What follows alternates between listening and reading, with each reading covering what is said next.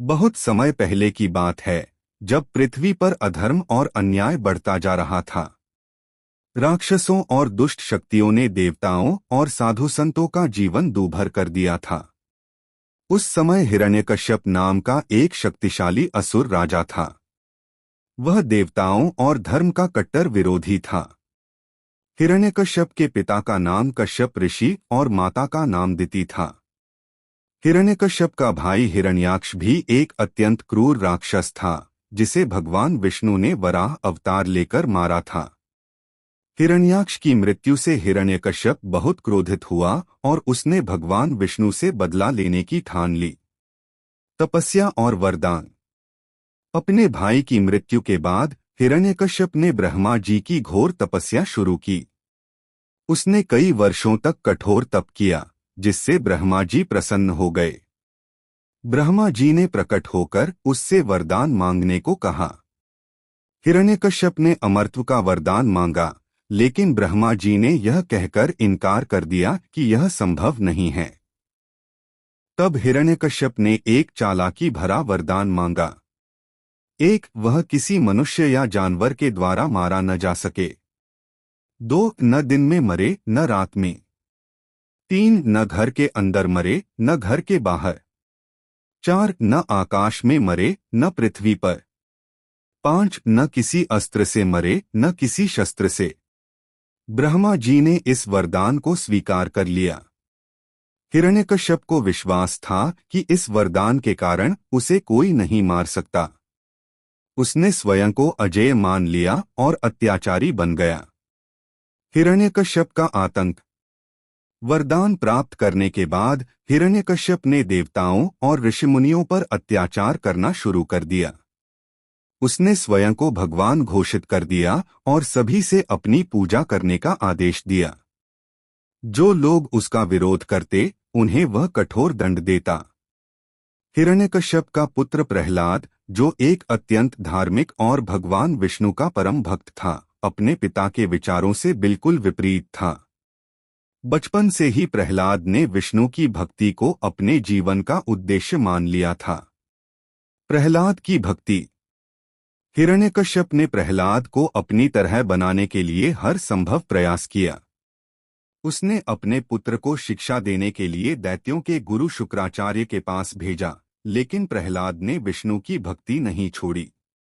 हिरण्यकश्यप को जब यह पता चला कि उसका पुत्र विष्णु का भक्त है, तो वह बहुत क्रोधित हुआ। उसने प्रहलाद को बार बार समझाने की कोशिश की, लेकिन प्रहलाद ने कहा, पिताजी, भगवान विष्णु ही इस संसार के असली शासक हैं। उन्हीं की भक्ति करना सबसे बड़ा धर्म है। हिरण्यकश्यप ने प्रहलाद को मारने के कई प्रयास किए। 1, उसे विष दिया गया, लेकिन विष अमृत बन गया। 2, उसे ऊंची पहाड़ी से फेंका गया, लेकिन पृथ्वी ने उसे सुरक्षित पकड़ लिया। 3, उसे आग में जलाने की कोशिश की गई, लेकिन अग्नि ने उसे नहीं जलाया। प्रहलाद की हर बार भगवान विष्णु ने रक्षा की। होलिका की मृत्यु। हिरण्यकश्यप की बहन होलिका को वरदान प्राप्त था कि वह आग में नहीं जल सकती।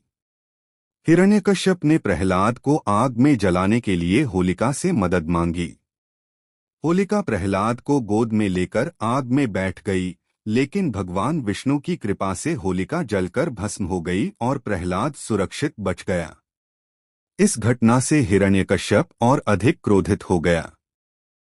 हिरण्यकश्यप ने प्रहलाद से पूछा, क्या तुम्हारा भगवान हर जगह है? प्रहलाद ने उत्तर दिया, हाँ, भगवान हर जगह हैं। हिरण्यकश्यप ने क्रोधित होकर एक खंभे की ओर इशारा करते हुए कहा, क्या तुम्हारा भगवान इस खंभे में भी है? प्रहलाद ने कहा, हाँ, वे इस खंभे में भी हैं। हिरण्यकश्यप ने गुस्से में उस खंभे पर प्रहार किया। जैसे ही उसने खंभे पर प्रहार किया, खंभे से भगवान विष्णु का नरसिंह अवतार प्रकट हुआ। नरसिंह अवतार का रूप। भगवान विष्णु ने नरसिंह अवतार में आधा मानव और आधा सिंह का रूप धारण किया।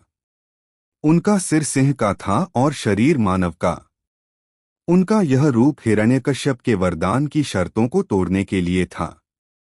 एक, भगवान नरसिंह ने हिरण्यकश्यप को घर के दरवाजे की चौखट पर ले जाकर मारा। 2, यह घटना न दिन में हुई न रात में, बल्कि संध्या के समय हुई। 3, उन्होंने न अस्त्र का उपयोग किया न शस्त्र का। उन्होंने अपने नाखूनों से हिरण्यकश्यप का वध किया। 4, हिरण्यकश्यप को न पृथ्वी पर मारा गया न आकाश में, बल्कि अपने घुटनों पर रखकर मारा। 5, वह न घर के अंदर था न बाहर, बल्कि दरवाजे की चौखट पर था। इस प्रकार भगवान नरसिंह ने हिरण्यकश्यप का वध करके अधर्म और अन्याय का अंत किया। प्रहलाद का राज्याभिषेक। हिरण्यकश्यप के वध के बाद भगवान नरसिंह का क्रोध शांत नहीं हो रहा था। सभी देवता और ऋषिमुनि भयभीत थे। तब प्रहलाद ने भगवान नरसिंह की स्तुति की और उन्हें शांत किया। भगवान विष्णु ने प्रहलाद को आशीर्वाद दिया और उसे राजा बनाया। प्रहलाद ने अपने राज्य में धर्म और न्याय की स्थापना की। उनकी भक्ति और सत्यनिष्ठा का आदर्श आज भी हमारे समाज में प्रेरणा का स्रोत है। भगवान विष्णु के सभी अवतारों को जानने के लिए हमारे चैनल को सब्सक्राइब करें। धन्यवाद। आपका दिन शुभ हो।